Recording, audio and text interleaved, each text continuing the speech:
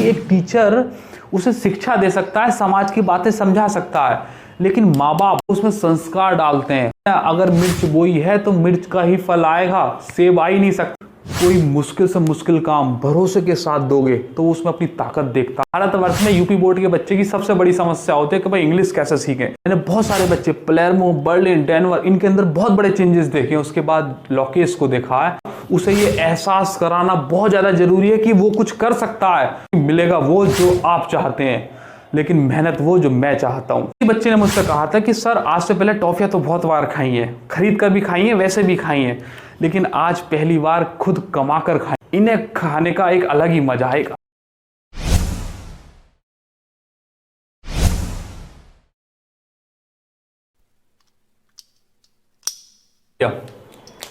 हाँ भैया, अगर आप अपने बच्चों में भरोसे की खाद डालोगे तो वो कामयाबी के फल देंगे। अगर आप अपने बच्चों में ईर्ष्या, गुस्सा, नफरत, डिस्क्रिमिनेशन, धर्म की बात डालोगे, अकेले रहना डालोगे, तो वो आगे चल के ऐसे ही फल देंगे। अगर आपने जड़ में मिर्च बोई है तो आप सेब का फल कैसे एक्सपेक्ट कर सकते हैं। ध्यान समझिएगा, मैंने बहुत बार लोगों को डिस्कशन करते हुए देखा है, ग्रुप में बैठ जाते हैं बहुत बहुत बड़े आसानी से। बुजुर्ग लोग होते हैं, ये न बड़ा सा सुट्टा मारते हुए। अरे भैया, आजकल की जो यंग जनरेशन है ना, अब बहुत ज़्यादा ख़राब हो गई है। बड़े बूढ़ों की तो इज्जत ही नहीं करती है, अकेले अकेले रहना पसंद करते हैं, मोबाइल की दुनिया में रहते हैं, और पता नहीं ड्रग्स, सिगरेट और इन सब चीज़ों में वो उलझे हुए हैं। वो तो जानते नहीं है कि भारतीय संस्कृति क्या होती है। मेरी एक बात समझ में नहीं आती है। मैं एक पहले आपसे सवाल पूछना चाहता हूँ। This is mainly concern to your parents. सिर्फ अगर एमएमएस का कोई बच्चा इस बात को देख रहा है तो अपने पेरेंट्स को ये वीडियो जरूर दिखाए। ये बनाई मैं उनके लिए रहा हूँ। वो सब चीज़ें सीखा कहाँ से है, बताओ तो, कहाँ से सीखा है? अब ये मत कहना समाज से सीखा है। समाज भी तो आप ही लोग हो। कोई समाज कोई वो थोड़ी है, कोई कम्युनिटी का नाम है कि भैया वहाँ एक समाज है, वहाँ से जाके सीख रहे हैं। हम ही लोग तो हैं समाज, और कोई अलग से थोड़ी चीज़ होती है। जब वो छोटा था तो मम्मी पापा को लड़ते हुए देखता था, झगड़ते हुए देखता था, एक दूसरे को मारते हुए, गालियाँ देते हुए, बहस करते हुए सुनता था। वही चीज़ उसने अपने जहन में उतार ली। उसने सोचा यही तो सच्चाई है। एक बच्चा जब छोटा था तो उसने अपनी मम्मी पापा को गीता पढ़ते हुए देखा, धर्म की बात करते हुए देखा, अपने अच्छे कर्मों को बड़ा करते हुए देखा। उसने यही बात अपने जहन में उतार दी। जो चीज़ उसने बचपन में देख ली है, बिल्कुल बिल्कुल वैसा ही फल आने वाला है। क्योंकि एक टीचर उसे शिक्षा दे सकता है, समाज की बातें समझा सकता है, लेकिन माँ बाप जो सबसे बड़े टीचर हैं इस दुनिया के, वो उसमें संस्कार डालते हैं। और 5 मिनट की मीटिंग में, 1 घंटे के मीटअप में, या 2-3 महीने की पढ़ाई के बीच में एक बच्चे से मुलाकात होती है, तब इतने में शिक्षा ही ट्रांसफर हो पाती है, संस्कार नहीं। जैसा उसका जड़ है वो नहीं बदला जा सकता है। और हम क्या कर रहे हैं, फल बदलने की कोशिश कर रहे हैं, जड़ पर तो ध्यान दी नहीं। जड़ जैसी पड़ गई है, अब फल भी तो ऐसा ही आएगा। बदल सकते हैं? कोई है दुनिया में ऐसी चीज जिसने जड़ जैसी डाली और फल दूसरा उगा दे? आपने अगर मिर्च बोई है तो मिर्च का ही फल आएगा, सेब आ ही नहीं सकता, संतरा आ ही नहीं सकता, कुछ भी नहीं आ सकता है। एक बात मेरी ध्यान समझिएगा, मेरी एक बुआ है, रुड़की वाली बुआ, उनका नाम है मुन्नी बुआ। अब मैं बहुत ज़्यादा रिस्पेक्ट करता हूँ उनकी। और उनके एक लड़के हैं मिस्टर विवेक, वो एयरबस में काम करते हैं, और मेरी उनसे बहुत बहुत अच्छी ट्यूनिंग है, और हम अक्सर स्पिरिचुअल टॉक करते हैं। उनकी लड़की हुई तो उन्होंने अपनी लड़की होने के बाद एक घर में एक रूल बनाया कि आज के बाद हम दोनों, मतलब पेरेंट्स की बात कर रहे हैं, स्पेशली पेरेंट्स, क्योंकि सबसे ज़्यादा छोटे बच्चे के साथ वही लोग टाइम स्पेंड करते हैं। उन्होंने एक रूल बनाया कि हम दोनों आज के बाद सिर्फ इंग्लिश में बात करेंगे, सिर्फ इंग्लिश में। जब भी उस बच्चे के इर्द गिर्द होंगे तो हम सिर्फ इंग्लिश में बात करेंगे, हिंदी में बात करेंगे ही नहीं। वो बच्चा कई महीनों तक वही इंग्लिश सुनता रहा। और आज जब मैं कभी उससे मिलता हूँ, बहुत कम मुलाकात होती है, तो आज तक हम ऐसी इंग्लिश नहीं सीखे। हम तो बस अपनी काम चलाई सीख रखी है भैया कि अपना क्लास चल जाती है बस, और कुछ नहीं, इससे ज़्यादा और कहाँ जानते हैं। और वो उसकी फ्लुएंसी इतनी ज़्यादा है, बहुत ज़्यादा एक्सपर्ट हो चुकी है। ये बिल्कुल आपकी सही है बात कि भाई भारत में पैदा हुए हो, आपको हिंदी आनी चाहिए, what ever it is, Indian culture है, जो भी कुछ है। लेकिन वो इंग्लिश इतने बड़े स्तर पर सीख गई है, बहुत ज़्यादा फ्लुएंट इंग्लिश बोलती है, जो आज तक हम इतने साल हो गए, 25 से 30 की उम्र में चल रहे हैं, और तब तक हम नहीं सीख पाए। और एक बच्चा सीख भी नहीं पाता है, उसने वो चीज़ 4 से 5 साल की उम्र में ही सीख ली, और अब वो हिंदी सीख रही है। और हिंदी वो सीख ही जाएगी, लोगों को बोलते हुए देखेगी, उनसे बात करते हुए देखेगी, तो वो सीख ही जाएगी। इंग्लिश जो सबसे बड़ी समस्या होती है यूपी बोर्ड के बच्चे की, ध्यान समझिएगा, भारतवर्ष में यूपी बोर्ड के बच्चे की सबसे बड़ी समस्या होती है कि भाई इंग्लिश कैसे सीखें, वो उसने 4 से 5 साल की उम्र में ख़त्म कर दिया। सोचो अगर उसके मम्मी पापा ने आपस में लड़ाइयाँ की होती, एक दूसरे को डांटते मारते पीटते गालियाँ देते या बहस करते, तो बच्ची क्या सीखती। तो उसकी जड़ आप लोगों से ही बनी हुई है। अगर आप एमएमएस को सही मायने में मानते हैं और थोड़ा सा भी उसे सुन रहे हैं तो आज एक बात समझ लीजिएगा, बच्चा गलती करे तो उसे डांटो, आपका अधिकार, आपका ही तो प्रोडक्ट है भैया। आप नहीं डांटोगे तो और कहा कोई और थोड़ी डांटेगा, आप ही डांटो, बिल्कुल उसे जो सजा हो सकती है दीजिएगा। लेकिन जब वो कुछ अच्छा करे, कुछ भी अच्छा करे, मैं कहता हूँ बहुत थोड़ा सा ओ नो इन्नू सा किया है उसने, उसे तारीफ कीजिएगा, उसका कंधा थपथपाइएगा, उसे कहिएगा, उसे एहसास दिलाइएगा कि नहीं आपने जो किया है बहुत अच्छा किया, हमें बहुत ज़्यादा प्रसन्नता हुई है, चाहे थोड़ा सा ही हो। मैं आपसे कहता हूँ आपकी 10 रुपये की भी हैसियत है ना, तो उसे 10 रुपये का गिफ्ट दे दीजिएगा, 10 रुपये का गिफ्ट दीजिएगा। कोई इतनी बड़ी अमाउंट नहीं होती है, 10 रुपये का गिफ्ट आप उसे दीजिएगा। उसे ये एहसास कराना बहुत ज़्यादा जरूरी है कि वो कुछ कर सकता है।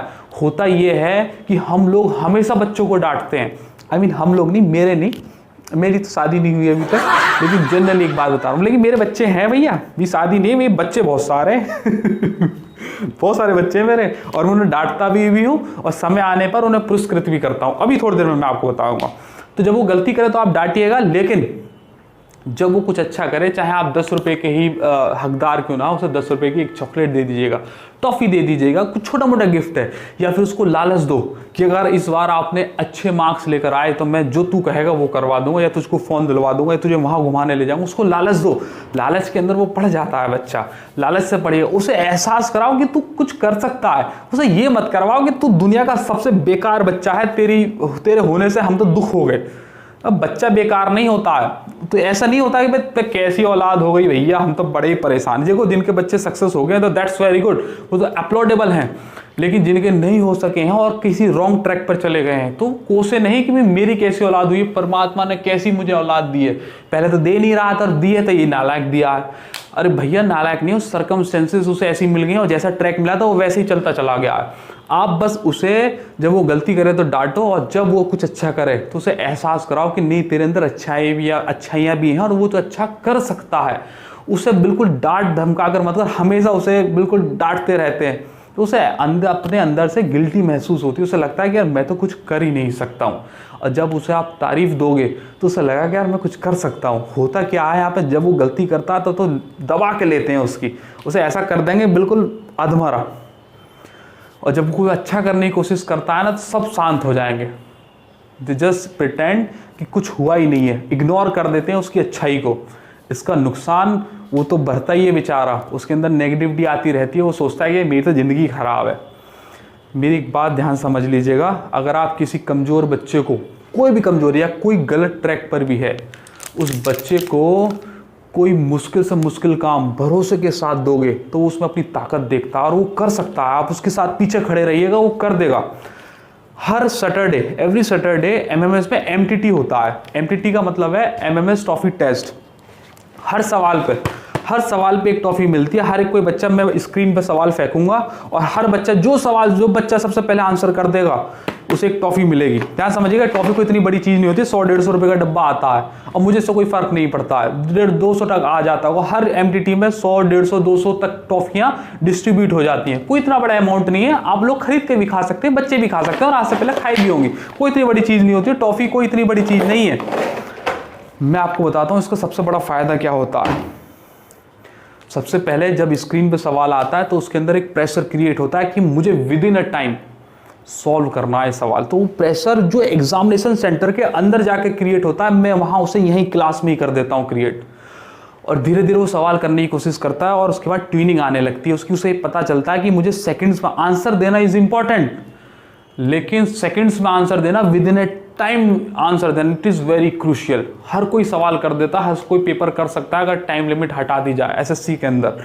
लेकिन अगर एसएससी के अंदर घड़ी सिर्फ ये लगने से बड़ी दिक्कत हो जाती है, आए हुए सवाल छूट जाते हैं। तो वो प्रेशर उन्हें फील कराना कि भीड़ के अंदर कैसे आप सवाल कर सकते हो, यही तो काम करना है एग्जामिनेशन सेंटर के अंदर। चलो ये तो हुई पेपर के पॉइंट ऑफ व्यू से बात। एक बात मैं आपको बताता हूँ, इससे बच्चा शेयरिंग समझता है। शेयरिंग का मतलब जब वो यहाँ से 50-50 टॉफियाँ जीत कर जाता है तो 50 तो खुद तो खा नहीं सकता, बाहर जाके शेयर करता है, तो वो जानता है कि शेयरिंग का मतलब क्या होता है। शेयरिंग करने से खुशी बढ़ जाती है, ज्ञान को शेयर करने से वो बढ़ जाता है। हर एक वो चीज़ जिसे तुम शेयर करते हो वो बढ़ती है, कम नहीं हो सकती है, तो वो शेयरिंग जान जाता है। एक बार जब MTT फर्स्ट हुआ था, पहला MTT हुआ था, तो किसी बच्चे ने मुझसे कहा था कि सर आज से पहले टॉफियाँ तो बहुत बार खाई हैं, खरीद कर भी खाई हैं, वैसे भी खाई हैं, लेकिन आज पहली बार खुद कमा कर खाई हैं। इन्हें खाने का एक अलग ही मजा है, एक अलग अंदर से एक अलग से ग्रेटिट्यूड आ रहा है, एक अलग ताकत आ रही है कि यार मैं कुछ कर सकता हूँ, मेरे अंदर भी ताकत है, मैं कर सकता हूँ। अब वो कह रहा था बच्चा कि सर आज से पहले मैं ये सोच रहा था कि मेरे से कभी मैथ्स नहीं होगी, मैं तो मैथ्स में हमेशा ही खराब रहूँगा, लेकिन आज मैंने इतनी सारी टॉफियाँ जीती हैं और खुद कमाई हैं, तो मेरे अंदर एक अलग सा कॉन्फिडेंस है, मैं चीज़ों को अलग नज़रिए से देख पा रहा हूँ। अब मेरे मन में ये आ रहा है कि घर जाके पढ़ना है बस। अब से पहले ये आता था अब घर जाके सोएंगे, कोई ऐसा तरीका ढूंढूंगा कि पढ़ना ना पड़े, और अब मैं ये घर जाके ये सोचूंगा कि अगले MTT में मुझे सबसे ज़्यादा टॉफियाँ मिले, मैं पहले नंबर पे आऊँ। इससे ये होता है कि बच्चा अपने आप को मजबूत बनाने पे काम करता है। जिस किसी रोज भी MTT में बच्चे का नंबर कम आता है तो वो नेक्स्ट MTT में अपनी ताकत दिखाता है। 3-4 दिन पहले बच्चे कहने लगे सर जी MTT आने वाला है, नया टॉफी का डब्बा मंगवा दीजिएगा, आपके बताओ कैसे सवाल आने वाले। तो मैं सिलेबस पहले ही आउट कर देता हूँ कि भैया यहाँ से सवाल लिए जाएंगे, और कुछ एक्सपेक्टेड रहते हैं जो मैं अपने पास से देता हूँ। तो बच्चे के अंदर एक जज्बा होता है, एक एक्साइटमेंट होती है कि भाई सैटरडे चलना है और MMS में टॉफियाँ जीतेंगे दबा के। उनके अंदर एक कॉन्फिडेंस होता है। और मुझे क्या मिलता है, मुझे मिलती है खुशी।